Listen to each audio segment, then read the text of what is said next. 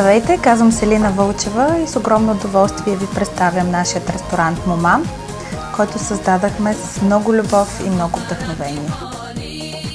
Имаме една новаторска концепция, далеч от механата и кръчмата, да представим хубавите страни на българския ресторант.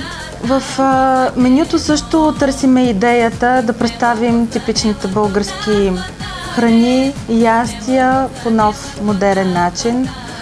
Специално място отделяме на подправките, на визията на ястията, на вкуса. Разбира се, търсим този домашен уют в храната, но с изключителна визия.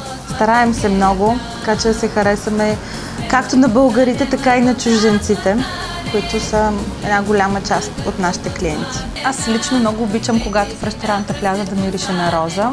Много ми е женско и ми е много българско. Затова коктейла ни е розов цвят. В него подбрахме екстракт от рози. Декорираме го с истински розови листа.